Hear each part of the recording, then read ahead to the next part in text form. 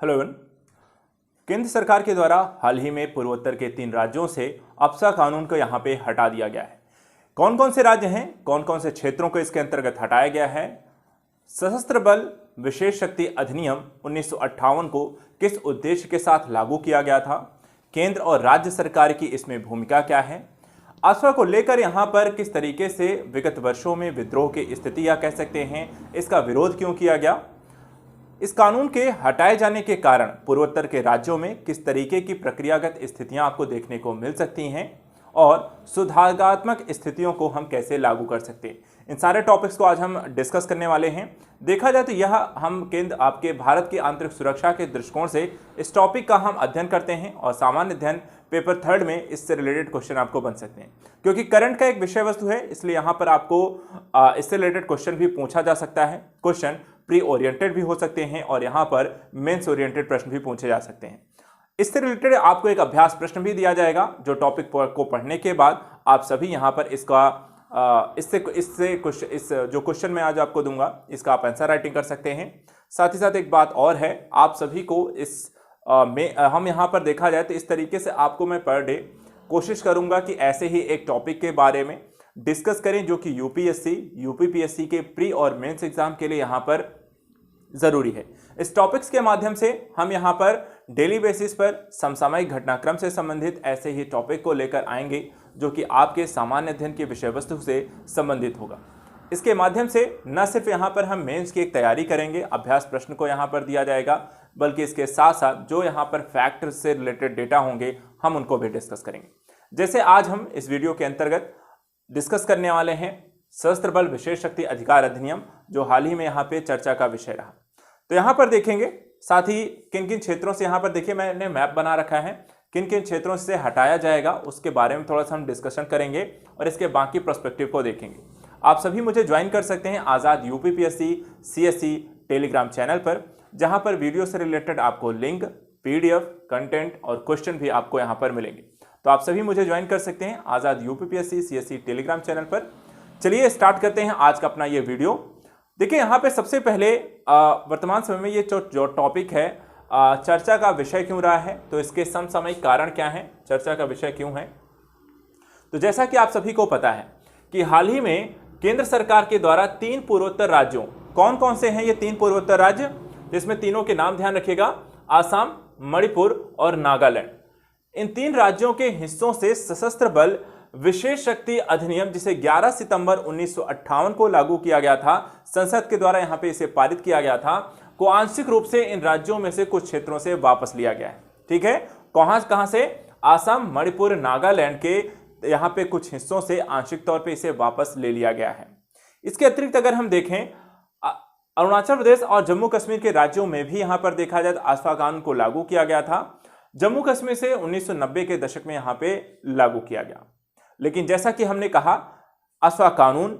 असम, नागालैंड और साथ ही साथ यहां पर मणिपुर के कुछ राज्यों से हटाया गया है। तो चलिए देखते हैं कि भौगोलिक तौर पर ये क्षेत्र जहां पर टॉपिक को आपको लिया गया है, कहां से किस किस क्षेत्र से इसे हटाया गया उसके बारे में। सबसे पहले यहां पर देखिए 3 राज्य हैं, एक है यहां पे आसाम है, दूसरा आप यहां पर देख सकते हैं मणिपुर है, तीसरा आप यहां पे देख सकते हैं नागालैंड है। ठीक है, आसाम के बारे में यहां पे सबसे पहले मैं बता दूं, असम में 23 जिलों से आफसा कानून को पूरी तरीके से हटा दिया गया है। ठीक है, आफसा कानून को 23 जिलों से पूर्णतः यहां पे हटाया जा चुका है असम के। साथ ही आंशिक रूप से अभी हाल ही में यहां पर एक और जिले से हटा दिया गया है, जबकि अभी भी देखा जाए तो फुली यहां पर जो फोर्स लागू है वो आसाम के 9 जिलों में यहां पर लागू है। ठीक है, 23 जिलों से पूर्णतः हटा दिया गया है, एक जिले में आंशिक तौर से हटाया गया है और 9 जिलों में अभी भी ये लागू है। देखा जाए तो असम के पूरे 60% जो क्षेत्र है जो अफसा कानून के अंतर्गत यहां पे हटाया जा चुका है और सिर्फ 40% क्षेत्र ही अब इस कानून के अंतर्गत यहां पर लागू है। इसी तरीके से मणिपुर के बारे में देख लीजिए। मणिपुर पे आंशिक तौर से यहां पे 6 ऐसे जिलों से यहां पर हटाया गया है जो घाटी के जिले हैं। ठीक है, घाटी वाले जिलों से यहां पर हटाया गया है, 6 जिलों से यहां पर आंशिक तौर पर से हटाया गया है, जबकि हिल स्टेशन वाले सभी जिलों में अभी भी मणिपुर में पूर्ण तरीके से इसे लागू रखा गया है।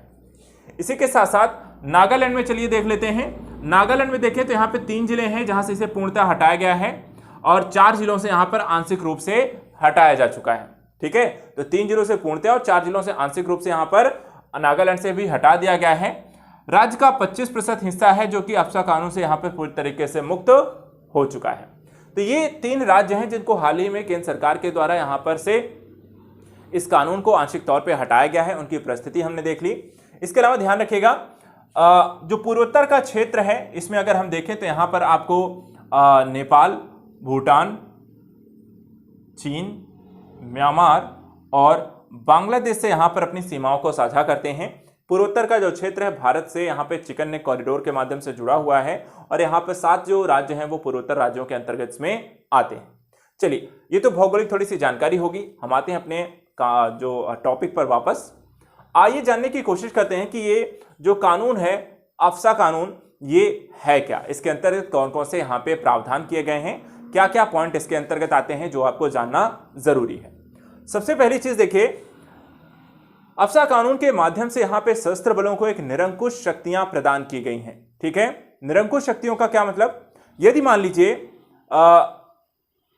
कोई व्यक्ति यहाँ पे कानून का उल्लंघन करता है, किस तरीके के कानून का उल्लंघन करता है, मान लीजिए कोई व्यक्ति है जो हथियार या गोला बारूद यहाँ पे रखने का दोषी पाया जाता है और ऐसा कोई संदेह है सशस्त्र बलों को, तो सशस्त्र बल वहां पर उस व्यक्ति पर उन्हें गोली चलाने की भी अनुमति है, चाहे उस व्यक्ति की यहाँ पर मृत्यु ही यहाँ पर क्यों ना हो जाए। कहने का तात्पर्य यहाँ पर यह है कि अफसा कानून के माध्यम से सशस्त्र बलों को निरंकुश शक्तियां दी गई हैं, जिसके माध्यम से वो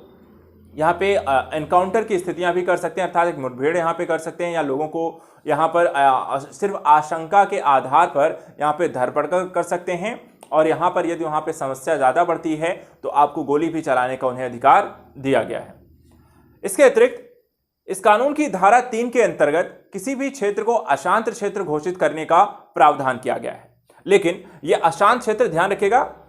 इस कानून की धारा 3 के अंतर्गत अशांत क्षेत्र यहां पे घोषित कौन करेगा, या तो यहां पे केंद्र सरकार कर सकती है या फिर राज्य का जो राज्यपाल होगा वहां पर राज्य पर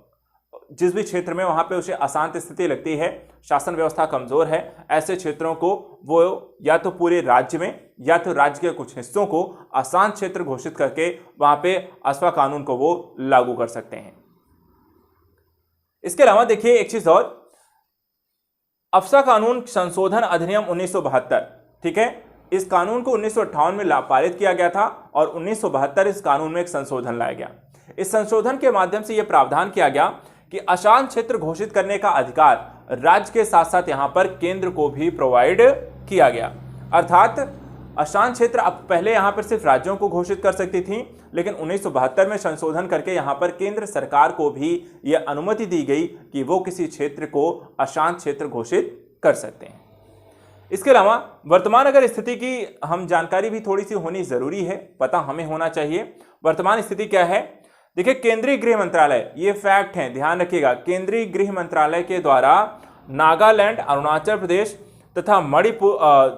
2 राज्यों में, नागालैंड और अरुणाचल प्रदेश में, जबकि मणिपुर और असम के लिए यहाँ पे राज्य सरकारें अशांत क्षेत्र की अधिसूचना यहाँ पे जारी करती हैं। ठीक है, तो केंद्र सरकार किसके लिए यहाँ पे अशांत क्षेत्र की अधिसूचना जारी करती है, 2 राज्यों को लेकर, पूर्वोत्तर के नागालैंड और अरुणाचल प्रदेश, जबकि मणिपुर और असम के लिए राज्य सरकारें यहां पे अशांत क्षेत्र की अधिसूचना अभी भी जारी करती हैं। इसके अलावा त्रिपुरा की बात करें तो त्रिपुरा को 2015 में इस अधिनियम को त्रिपुरा सरकार के द्वारा यहां पे निरस्त कर दिया गया, जबकि मेघालय जो है वो 27 वर्षों के बाद अफसा कानून के अंतर्गत यहां पे 2018 में केंद्र सरकार के द्वारा निरस्त कर दिया गया और मेघालय से भी सटा। तो मेघालय और त्रिपुरा पर देखें तो यहां पर आपको अब यहां पे अफसा कानून यहां पे आपका लागू नहीं है। चलिए, ये तो हो गया यहां पे अफसा कानून के बारे में, किस क्षेत्र में क्या स्थिति है, अशांत क्षेत्र कैसे घोषित कर सकते हैं, और यहां पर देखा जाए सशस्त्र बलों को एक निरंकुश अधिकार की शक्तियां प्रदत्त हैं। इसके अलावा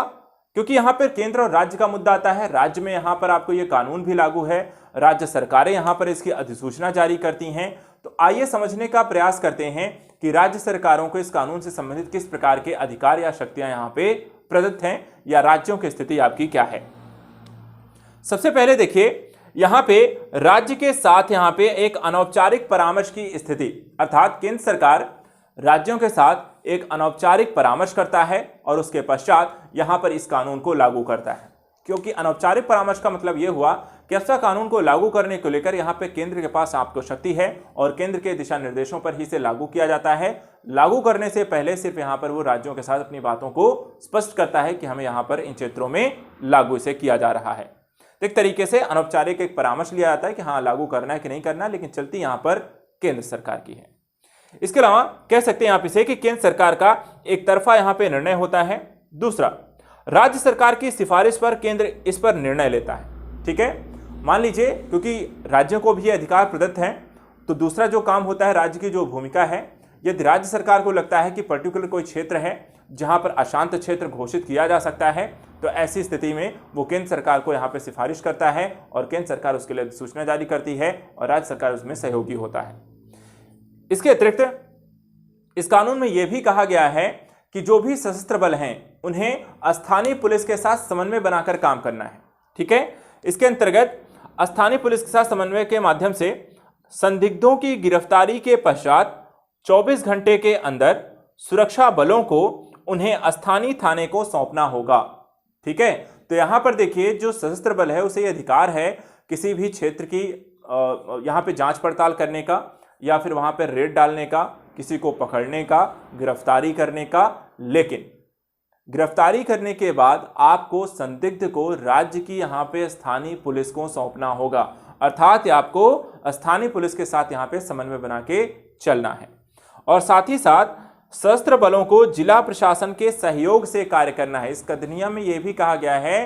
कि जो सशस्त्र बल है उन्हें जिला प्रशासन के साथ सहयोग बनाकर चलना है, ना कि उन्हें एक स्वतंत्र इकाई के तौर पे, संस्था के तौर पे यहां पे काम करना है। ठीक है, तो ये तो राज्य की यहां पे भूमिका हो गई। आइए अब यहां पे बात करते हैं अफसा कानून को। यदि यहां पे वापस जिस तरीके से केंद्र सरकार के द्वारा धीरे धीरे काफी सारे राज्यों से इसे हटाए जाने की ओर बढ़ा जा रहा है और हो सकता है आने वाले कुछ सालों में हम पूर्वोत्तर के क्षेत्र से इस कानून को पूरी तरीके से समाप्त होते हुए देख सकें। यदि ऐसा संभव हो जाता है और वर्तमान समय में जिन क्षेत्रों से हटा लिया गया है और जिस तरीके से क्रमिक रूप से इसे हटाया जा रहा है, इससे पूर्वोत्तर के क्षेत्रों में आपको किस तरीके के बदलाव, परिवर्तन, लाभ या वापसी के आपको क्या प्रभाव देखने को मिलेंगे। तो पहली चीज देखिए, यहां पर उग्रवाद की समाप्ति, उत्तर पूर्व में शांति स्थापना, संबंधित केंद्र सरकार के द्वारा और राज्य सरकारों के द्वारा जो प्रयास किए गए और जिस तरीके से यहाँ पे समझौते स्थापित किए गए, जो उग्रवादी और अलगाववादी जो यहाँ पे दल थे, उसके कारण अगर हम देखें, जैसे कि यहाँ पर देखिए नागालैंड के NSCN IM हो गया, NNPGs जैसे आपके समूह हो गए, इन्होंने हाल ही में राज्य सरकार के द्वारा, राज्य सरकार केंद्र सरकार के साथ यहाँ पर एक त्रिपक्षीय समझौते यहाँ पर हस्ताक्षर किए हैं और आगे अभी इस पर बात चल रही है इसके फाइनल सेगमेंट को लेकर, जो शांति समझौते के एक स्वरूप में आगे आ रहा है। अगर ऐसा संभव हो जाता है, पूर्वोत्तर के क्षेत्र में जो भी यहाँ पे अलगाववादी संगठन हैं, ऐसे सभी संगठन यहाँ पे शांत होकर राज्य की यहाँ पे मुख्य धारा में शामिल होना चाहते हैं और अगर ऐसा संभव होता है तो इससे देखिए अफसा कानून हटा लिया जाएगा और उससे अलगाववाद की जो प्रवृत्ति है, जिसे कहा जाता है कि पूर्वोत्तर यहाँ पे भारत के अन्य क्षेत्र से अलग है, न सिर्फ यहाँ पे जाति निर्जातीयता के आधार पे, संस्कृति के आधार पे, बल्कि इसकी भौगोलिक स्थिति के आधार पर, इस पर प्रशासनिक जो प्रक्रिया अपनाई जाती है उस आधार पर भी। लेकिन हम यहाँ पर इसे हटा लेते हैं तो इसे भारत के शेष हिस्से से जोड़ने में एक कह सकते हैं एक सकारात्मक कदम के तौर पर देखा जा सकता है, जिसके कारण यहाँ पे अलगाववाद की जो भावना है उसमें कमी आएगी और पूर्वोत्तर क्षेत्र का यहाँ पे हम कह सकते हैं असैन्यीकरण कर सकते हैं। क्योंकि देखा जाए पूरे क्षेत्र में इस कानून के माध्यम से सैन्य अर्थात अर्धसैनिक बलों की तैनाती की गई है और हम यहाँ पर अगर इस कानून को वापस करते हैं तो हम इस क्षेत्र को असैन्यीकृत बना पाएंगे। और जब ऐसा हो जाएगा और प्रशासनिक व्यवस्था के पुलिस प्रशासनिक क्षेत्रों की कार्यभार यहाँ पे संभालेगी, क्षेत्र जो होता है शांतिपूर्ण स्थिति में परिवर्तित हो जाएगा, तो यहाँ पर इस क्षेत्र में विकास के अवसर बढ़ेंगे, आर्थिक गतिविधियों का विकास होगा, निवासियों के आवाजाही की यहाँ पे सुगमता बढ़ेगी और इसके कारण पूर्वोत्तर क्षेत्र का तीव्र गति से विकास होगा। चलिए बात करते हैं पूर्वोत्तर भारत में अफसा के यहाँ पे लगाने के कारण क्या थे, क्यों लगाया ही गया था। ये भी एक क्वेश्चन है कि ठीक है हम हटाने की तो बात कर रहे हैं, लेकिन हटाने से पहले यह भी तो जानना जरूरी है कि इसे लगाया किन रीजन से गया था। तो देखा जाए तो अफसा कानून पूर्वोत्तर भारत में उन नगा विद्रोह के कारण उत्पन्न हुआ था, क्योंकि नगा विद्रोह जन्म हुआ था 1950 में, जब नागा राष्ट्रीय परिषद की, जिसे हम एनसीसी कहते हैं, की स्थापना के एनएनसी कहते हैं, ठीक है, नागा राष्ट्रीय परिषद एनएनसी की स्थापना के साथ ही नागा राष्ट्रवादी आंदोलन प्रारंभ हो गया था और नागा लोग यहाँ पर नागालैंड को एक अलग राज्य के तौर पर और ग्रेटर नागालैंड जैसे क्षेत्रों की मांग कर रहे थे और इसी मांग के कारण नागालैंड में यहाँ पर राष्ट्र विरोधी अलगाववादी यहाँ पे दृष्टिकोण का विकास हुआ और धीरे धीरे एक सशस्त्र संघर्ष यहाँ पर प्रारंभ हुआ। इसके लिए कुछ गुटों का निर्माण हुआ जिन्होंने राज्य सरकारों के विरुद्ध और यहाँ पे सशस्त्र बलों के विरुद्ध यहाँ पर इस तरीके के आंदोलन प्रारंभ किए। ये धीरे धीरे काफी हिंसक होते चले गए और उसके कारण यहाँ पर आगे चलकर ये कानून यहाँ पे लाना पड़ा। सिर्फ नागालैंड की ही बात नहीं, कालांतर में देखा जाए तो ये सशस्त्र आंदोलन के रूप में यहाँ पे परिणत हो गया। मणिपुर में फिर देखें तो 1958 में सेनापति तामेंगलोंग और उखरुल नामक 3 नागा बहुल जिलों में एनएनसी के सक्रिय होने लगा। तो यहाँ पर नागालैंड से शुरू हुआ, फिर मणिपुर और फिर धीरे धीरे पूर्वोत्तर के अन्य राज्यों में फैलना ये शुरू हो जाता है। और इसके कारण देखा जाए तो पूर्वोत्तर के विभिन्न राज्यों में 1960 और 70 के दशक में अलगाववादी, राष्ट्रवादी और माओवादी यहाँ पर हिंसक संघर्ष प्रारंभ हुए और इन सभी विद्रोह के कारण संसद को यह निर्णय लेना पड़ा और 1958 में संसद से कानून, जिसे हम कहते हैं सशस्त्र बल विशेष शक्ति अधिनियम, को पारित किया गया और पारित करने के साथ पूर्वोत्तर के क्षेत्रों को अशांत क्षेत्र घोषित करके यहाँ पे इसे लागू कर दिया गया। अब देखिए यहाँ पे इसे लागू तो कर दिया गया, लेकिन इसके कारण अगर देखा जाए तो पूर्वोत्तर के क्षेत्रों में इस कानून का यहाँ पर विरोध भी हुआ। इसके पीछे रीजन क्या रहे तो देखा जाए तो स्थानीय स्तर पर इस कानून में काफ़ी सारी समस्याओं को लेकर स्थानीय लोगों के द्वारा यहाँ पे सवाल खड़े किए गए। क्या क्या समस्याएं रहीं, जैसे कि नगा लोगों के द्वारा कहा गया कि अफसा कानून यहाँ पे एक अनुचित कानून है और इसके माध्यम से सशस्त्र बल के द्वारा बल प्रयोग किया जाता है और इसके कारण एक तरीके से अलगाववाद की भावना का प्रसार हुआ है। अर्थात अफसा कानून यहाँ पे शांति व्यवस्था को बनाए रखने के लिए एक तरफ जिस तरीके से बल प्रयोग किया उसके कारण यहाँ पे अलगाववाद की प्रवृत्ति को ये और भी बढ़ा देता है। दूसरा, इस कानून के तहत सुरक्षा बलों को व्यापक अधिकार दिए गए जिसके तहत उन्हें न्याय से इतर हत्या के अधिकार हैं एक तरीके से। अर्थात यदि मान लीजिए इस कानून के तहत या इस कानून का प्रयोग करते हुए